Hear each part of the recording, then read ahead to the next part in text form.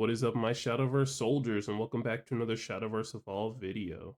Alright soldiers, so we are going to be looking at Abysscraft in today's video, and I know Seaside Memories came out last weekend, I believe, so that's not really going to change the meta too much for set 11 here, because we're still kind of in set 11. Seaside Memories just gave like one card for every class and then just reprints, so they're not super important, but if you did miss out in the past on those older cards and you wanted to get them, I highly suggest looking into Seaside Memories. But of course, getting back into the set 11 of things, just because set 11 is still kind of like the meta that we're in. And, without me giving too much of a long intro, let's go ahead and roll this actual intro here so we can figure out which deck we're going to be talking about today.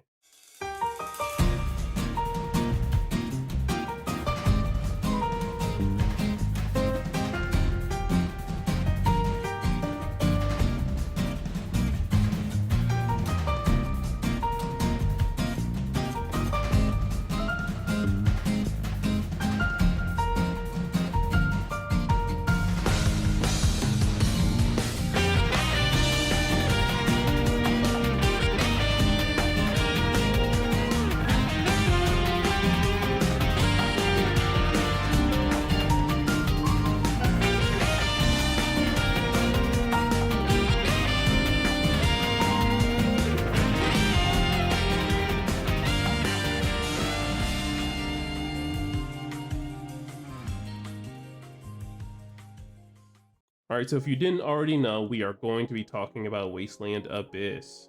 Alright soldiers, what if I were to tell you that there's a nice structured deck here where we can spawn out a nice amulet train when turned into a follower, of course, for the maneuver mechanic. It's able to remove a follower off the field while also healing us, and then when we engage our legendary to maneuver our train, we're actually able to make our opponent discard a card, so we're actually negging them 2 in one way. So I think this is a pretty good deck to be looking at. Alright, so looking at the pros and cons for the deck, so looking at our pro side, we have Storm, Necrocharge, Damage, Negation, Removal, and Heal, while on the con side, we have Searching, Necrocharge, Early Game, and Banished matchup. Alright, so one thing I think every soldier here really does enjoy is Storm decks, or just playing a follower and being able to swing the very same turn is just some good damage to get in one turn. Necrocharge will always be a good thing when playing Abyss just because we're going to be rushing our cemetery to get at least those 10 cards in there so we can start having our abilities proc off. And the one thing I will say is the uniqueness of damage negation in this deck is very good, just because, naturally we've had Angelic Snipe just to be able to deal 2 damage to something, but in this deck we're actually able to damage negate in a way just in case if a follower is bigger than it needs to be, so we can just totally wipe out that damage.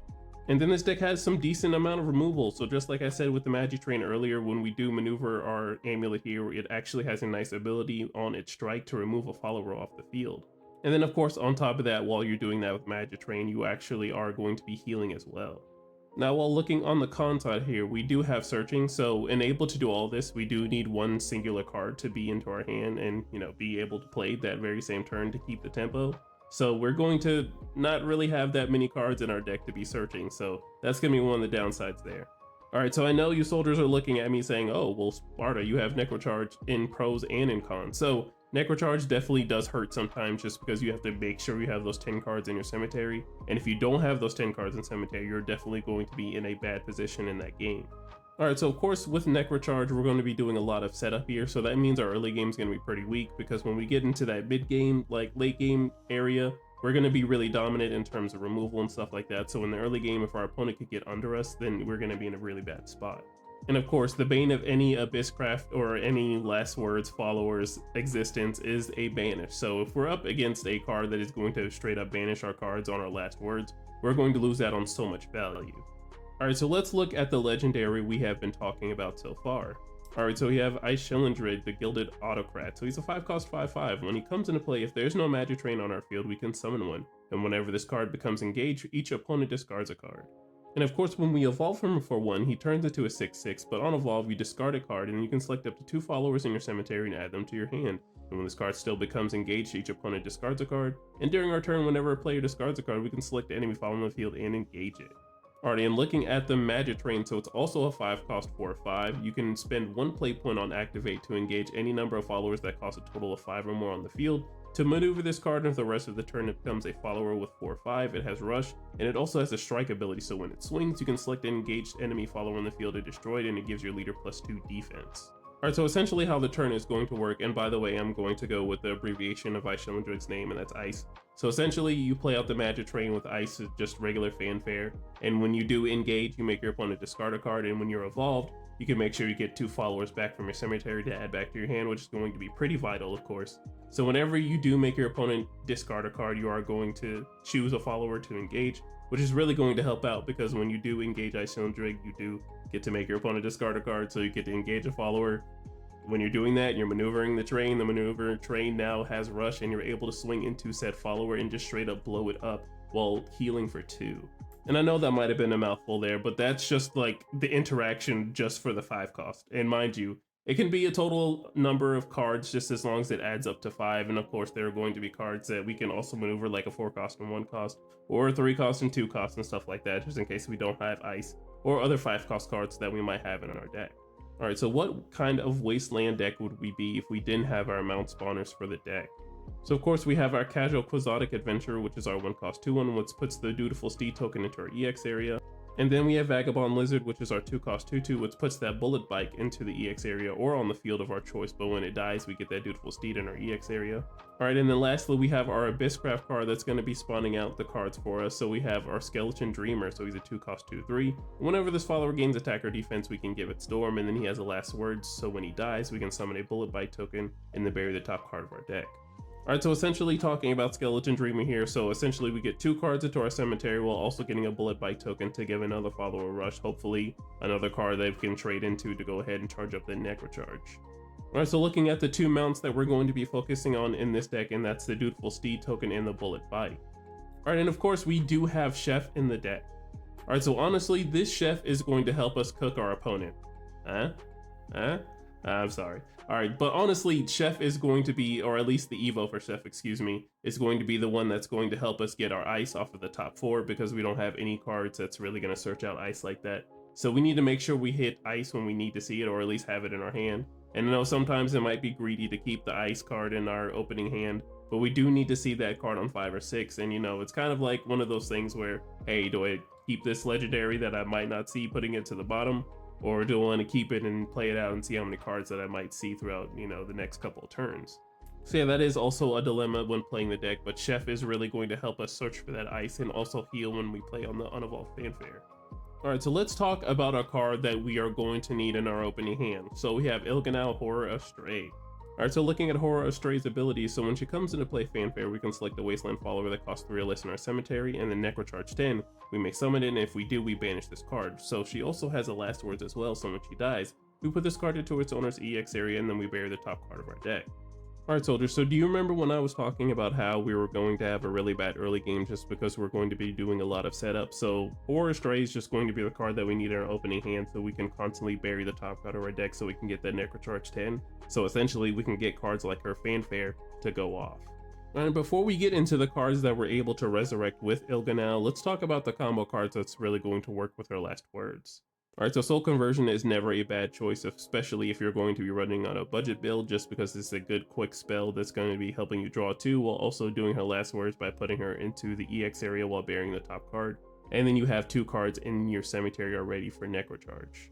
Alright, and then we have Arcus, the Spirited Manager. So of course this is a card that came out quite some time ago, but it is a nice little combo. So of course on our main phase, which we're not going to have on turn 2, let's be real. So, but we do have that main phase for Necro Charge 10 to summon a ghost, but we do have the activate ability, so getting rid of Ilganau will get her last words to proc off, while also activating its ability to either draw a card or summon 2 ghost tokens, or we can bury the top 2 cards so we can still accelerate our game plan to getting Necro Charge. So yeah, I just wanted to bring everyone to the attention that these 2 cards are really going to help with Ilganau's last words, just because they remove her off the field, her last words proc off, and we do get these extra abilities. Alright, so let's peek at the cards that are going to be resurrected off of Ilganau's abilities and off of their own abilities themselves. Alright, so we have Wretch, so it's a 3 cost 3/2. You can evolve for 1. You can activate only if this follower was summoned from the field from the cemetery. So naturally it does have Rush, but it also has the last words to summon a Bullet Bite token, and then we bury the top 2 cards of our deck. Alright, so honestly not bad with this Wretch ability. So naturally we can just trade this into whatever we need to on turn 3 just so we can just survive. And then when it dies, we bury the top 2 cards, and essentially we get those 3 extra cards in the cemetery after this card is played in and removed. And then we get the bullet bite token to give another follower a rush, and then potentially get that extra card for Necrocharge. All right, and the next up we have Great Pick Corpse, so it's a 3-cost 3/3. When it comes into play, we can bury another card, and then we can select the enemy follower in the field and then deal it 4 damage. And then once per turn, when a 1-cost token you control leaves the field, we can summon a token of the same name. Alright, so everyone really does like the Great Pick Corpse just because you have a ghost token, your ghost token is going to leave at the end of turn, and then you get another one, but we do have to realize that at the end of turn, it's just going to leave at the end of their very next turn.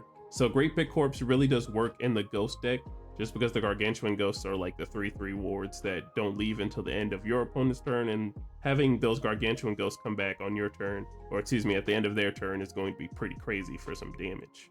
But getting back into the Wasteland Abyss deck, of course, so naturally you're going to have Ilganau on the field just because she's never going to initially leave. So playing Great Pick Corpse and then getting rid of her to help with her last words to go ahead and putting her into the EX area so the cycle can honestly continue, burying the top card, and then taking care of an enemy follower on the field that has at least 4 defense. Alright, and looking at our next card, so we have Goldmine Necromancer, so he's a 5-cost 4/5. When he comes into play, we select the enemy follower on the field, and a Wasteland follower that costs 3 less in our cemetery, and then Necrocharge 10 would deal 4 damage to the first follower and summon the second. Alright, so I think this card really does combo very nicely in the deck, especially in the later turns. So not only do you get a 5-cost card that's going to deal 4 damage to something, while also getting a Wasteland follower that's 3 or less, so that being either Wretch or any of the 3 or less Wasteland cards that we might want to play. So we deal 4 damage to that first follower, summoning the second, and then we're able to engage this card for Magic Train to get some more removal in that turn.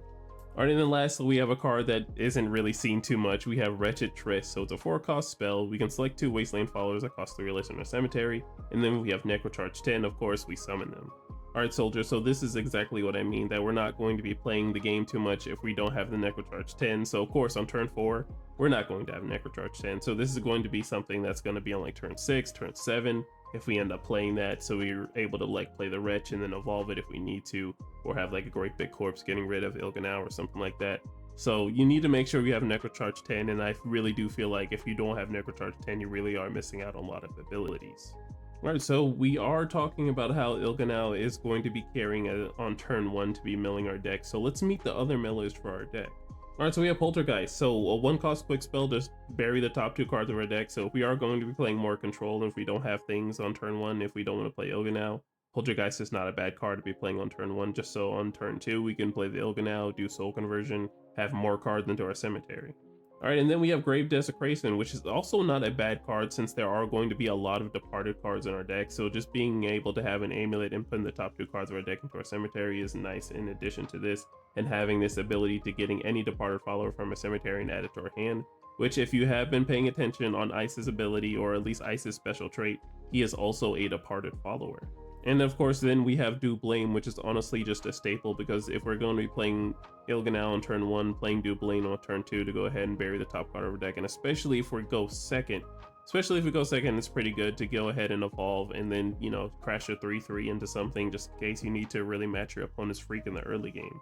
And a card that really isn't seen too much often, but is still a pretty decent card. So we have Chris Pumpkinhead, so on evolve being able to bury the top 2 cards of our deck, and at the end phase we can give a follower the ward and +1/+1, as long as we have the Necrocharge 10. Alright, so let's talk about some removal here. Alright, so looking at our quick spell card here, and this card is absolutely amazing, I would like to say. I think this card really does help in the early game to keep you alive. So Dead to Rights, it's a quick spell, but we have a banish activate ability to banish this card and ice from our cemetery. Then we can select the enemy follower on the field and engage it. And then on the quick spell, we can select the enemy follower on the field and give it -2/-2. Alright, so no longer is Abyss going to cope with the fact that they have to take care of some damage when they play a 2-cost 2/3. Usually there wasn't really a card that really takes care of it if you didn't have to spend like 2 play points. Now we have a 1-cost quick spell, which is going to just either negate the damage in total or take care of the follower.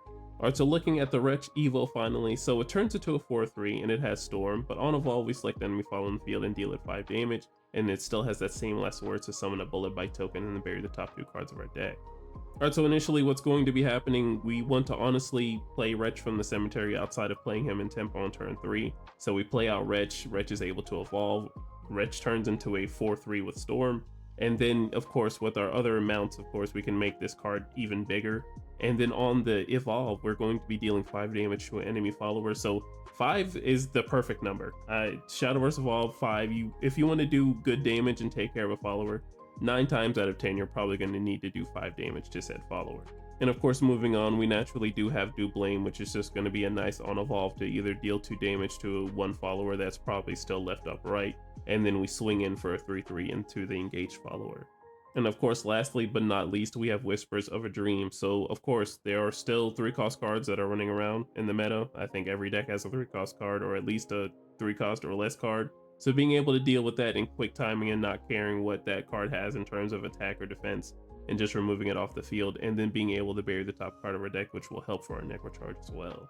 Alright, so we've been talking about removal, we've been talking about tempo, we've been talking about hand plus or hand neg, and then our legendaries. Let's talk about what's going to happen when we get into that late game. Alright, so one card we can look at is Odell Black Swan. So this is a card that came out in set 3. It's a 5-cost 6/4. When it comes into play, we deal 2 damage each enemy leader and enemy follower in the field. And if we have Necrocharge 20, we can give this follower Storm. And then she also has a strike ability, so if she has a Necrocharge 20 and is able to swing that same turn, we can deal 2 damage each enemy leader and enemy follower on the field again. And of course, soldiers, we have another 5-cost card we can engage into for Magic Train, but honestly, we're going to want to go Odell Black Swan into the strike ability. So if we have the Bullet Bite token, you have to remember that it gives the Wasteland followers the +1 attack, and Odell Black Swan will have Rush if we give it to her. So giving her the Rush is able to make her strike go off and being able to deal a total of 4 damage to enemy leader and then 4 to the field. And of course, we have Demon Lord Ektar, which isn't bad just because our 2 or less Abysscraft followers are going to have those last words. So swinging them into our opponent's followers is going to be really worth, just because they're going to have that buff. And any follower that does, kind of like stand upright and it just stayed, we can transfer those Bullet Bite token cards into those other followers that stayed up, and we can go ahead and give them the buff. It doesn't really matter if they have, Rush, because Demon Lord Ektar already gives every Abysscraft follower Rush, but giving them that buff is really going to be what matters there. Alright, and looking at a card that we don't see too often, so we have Tartarus the Tormentor. So he's a 10-cost 7/7 if you remember what he does. But this card costs 5 less to play if there are at least 15 departed cards in our cemetery. We can evolve it for 1, but we can also activate for 1 play point to put this card from our hand into our EX area. We can look at the top 2 cards from our deck, and then we reveal a departed card from among them and add it to our hand, and then bury the rest. Alright, so this is also what's going to be helping for your Necrocharge. So of course, it's not going to be too often that we have, 15 departed cards into our cemetery to play this card. But being able to have this spend 1 play point activate ability to look at the top 2 to help with the search is going to be what's really vital for this card. Alright, so of course, looking at the Tartarus Evo here, so essentially you're going to want to get Demon Lord Ektar if you really want to, or any departed follower, but Demon Lord Ektar is really what you're going to look at, just so you can spawn out a whole field, and then that whole field, of course, by that time you should have Necrocharge 20, right? And then you have a Tartarus the Tormentor that's going to be an 11/11. All those followers are going to be humongous on the field. Alright, so let's talk about some tech for the deck. Alright, and starting off with our first card, so we have Underworld Watchman Kawi. So of course, this is the perfect 5-cost card, just because this is another 5-cost card you can use to engage with Magic Train. And what good is a ward that doesn't have like a fanfare strike? This just has the last words to go ahead and remove anything off the field, and you gain health for whatever the defense is. So this is going to be perfect for those big dragon decks. Alright, so looking at Lose and Temperance here. So the one thing that a Spellchain player is going to hate is losing cards that they don't have control of. And mind you, they're going to be drawing a whole bunch of cards. They're going to have a maximum hand size most of the time, especially if they're going with a really good game plan of removing your stuff and then also removing your stuff and drawing cards. So bringing them down to 2 cards is going to be very vital, just because they can't combo you off of 2 cards in their hand. Alright, and lastly, we have Tart Man. So this is the perfect 4-cost card to just go ahead and run 1 of. If you see it before you see Ice, then this is a perfect card to go ahead and get any card that you need realistically, but you're definitely going to get Ice if you don't already have it, so you can go ahead and start up your game plan with the Magic Train. Alright, so getting into the grade of the deck, but before we get into that, you know how we structure things here, so we're going to look at a couple deck lists here, and of course we have an exclusive deck list from Dontut223 SVE. Highly suggest you check out his channel. Everything all nowhere of Abysscraft, honestly, because I've seen that Abysscraft collection. It's serious, by the way. Alright, so here is the example build that is on the website. So I think this is a good starter build, pretty inexpensive, I'd say. Abysscraft isn't super expensive. I think the only time Abysscraft gets expensive is if you want to get those U's and stuff like that. but I think it's pretty affordable. Now, if you want cards like Whispers of a Dream, maybe, you know, you might be spending a little hefty dollar there, of course, but you know, those are pretty good cards that are like just very competitive, where you just get rid of a 3-cost card in quick timing. But yeah, we don't have anything like that. There are a couple cards that of course I disagree with, like Death Breaths. I don't believe that should be in this deck. Or the Wasteland Tryst. I don't believe that card should be in the deck either, just because, or especially as a 3-of, but you know, just to figure out what these cards do and figure out what the deck does, I think this is a perfect example build. Alright, so a little birdie in the comments had told me, I'm sorry that I didn't really focus on it in the last video, just because I'd already pre-recorded it and everything, and I've just been busy with like Seaside memory prep and everything. But birdie in the comments said, hey Sparta, you know, how exactly are we going to change these budget builds into competitive decks and whatnot? So here is going to be my budget build, honestly, just because, you know, there are a couple of cards that are going to be pretty pricey, but they're going to be a worth investment. But of course, in late game cards, if we don't have those cards, you know, having this deck kind of teched out is pretty nice. I have Yuzuki in here, just so we can deal 5 damage to something while bearing the top card, just so we don't have to worry about Wretch being a thing on Evo, just because, you know, Necrocharge 10 isn't always going to happen every time. And then for late game, we have Sylvia, just for being able to remove something that's 5 or more, and on top of that, having the fanfare for the late game. But yeah, I think this deck is kind of teched out pretty nicely for whatever you might be facing against locals. Now, you are going to feel the underpowerment, of course. Like, you're going to feel the power difference if, you know, your opponent is money diffing you and has all the cards that they need for their deck. And, you know, you don't, but this is definitely just a good budget build to go ahead and help survive against the meta. Alright, and then we have Dontut Build. So I highly do recommend, if you are going to be playing super competitive, to run this build, just because it has the late game that we need. So of course, I don't think I talked about it in the list before, but Zelganea is a perfect 5-cost card. It helps with the Magic Train, of course, but it's not something everybody has access to, just because this advanced card is needed. You need this advanced card to really run this, and I'm pretty sure this card is still running for around like $175 for those things, and you know, that might be scary to the person that is now just getting into Shadowverse Evolved. So I'm not going to recommend at least the advance, but of course the unevolved, just being able to take care of an enemy follower is something that, you know, isn't too crazy. But, you know, kind of full throttling into the Zelganea of the world is kind of scary, but this is more of the competitive build. And just to answer the question from the previous soldier that was commenting, you know, how do we change this? We definitely remove all those cards like Sylvia, and then, you know, we add in the extra K. We only put in the 1, but we do remove those like 3-cost cards that we don't really need, so we can put in Paradise Vanguards, so we can get into that Evo, so we can banish those cards, because banishing our opponent's cards is going to stop last words, and they're going to lose value on that. But yeah, of course, I'm going to be putting the deck codes in the description below. Shout out to Donut223SVE for providing this amazing Abysscraft deck. And if you have any success with this list that you might have played, you know, let me know. Alright soldiers, so getting back into the grade of the deck. So I kind of had a hard time grading this deck, just because it does have some storm. We do have a big storm, but we don't have like a late game storm that's really going to close out the game. So I think I really deducted a lot of points there. We do have storm in the deck, don't get me wrong. That is something that is in the deck, and we're going to be resurrecting cards. But the Necrocharge 10, and also not having like a huge late game finisher outside of, you know, sticking in the neutral Zelganea of the world for the competitive build that we just looked at. So we don't really have a way to really like close out the game in this deck. And that's highly why I'm going to be deducting points from it. But it's not going to be too much of a deduction, because we still have removal, so we have still ways to get to that mid game, late game. Even though early game is our like scariest point in the game, but being able to really match our opponent's streak is something we're able to do in this deck. But of course, without further ado, I'm going to give this deck a B+. There are lots of things going for it, and I know maybe, hopefully the ice stands aren't going to be mad at me. I think the deck is a B+. Like, we have solid removal. We have ways to get into our turn 5, of course, you know, by giving things bullet bikes. If we want to go in for more storm damage, we have Dutiful Steed tokens that we're able to throw onto those followers that can really help us swing in for more damage, but we don't have that big late game. We can make a board, don't get me wrong, for like Demon Lord Ektar and stuff like that. Or if you want to, you know, do the Tartarus and Demon Lord Ektar, and then, you know, have a really big board for Necrocharge 20 or Odell Black Swan, you know, you really have to make sure those followers are like stale for a turn, so they can really do the damage that they need to do. So, you know, it's like we don't really have like a huge late game here.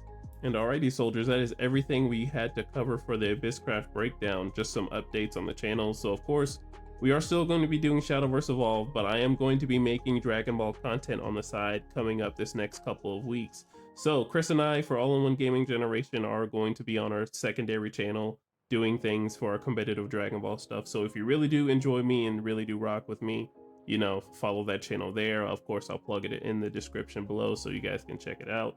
And then of course, I've been streaming recently. I've been streaming in the morning.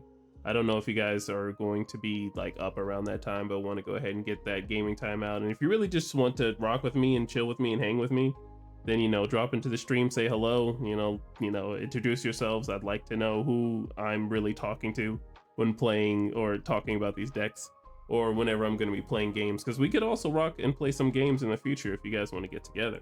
But all right, soldiers, one last thing before we close out here is that I do have a poll on the community post or the channel post, however it works on YouTube. So I am having a dilemma of deciding which Dragoncraft deck I want to do. So I'm deciding between Phoenix and Wasteland. So vote on that poll. I probably might make one on Reddit as well, because a lot of people, you know, just revenue through Reddit, and that'll really get me like a good basis of what everyone's going to look like. So the reason why I was choosing between those two decks is like Phoenix is something that's very popular, while Wasteland isn't very popular, but it is toppable. So I'm like, you know, which one should I cover? Because I can only cover one. I'm going to, of course, cover the other one later on in the like weeks, of course, but I'm only going to be covering one for the week. But yeah, soldiers, that is it for today's video. Thank you so much for watching. It means a lot to me that you're watching these videos all the way through. If you made it to the end, I appreciate you. I love you. Make sure to keep watching. Tell people that Shadowverse Evolve is an amazing game. In my opinion, I like it a lot more than Worlds Beyond. Let's be real.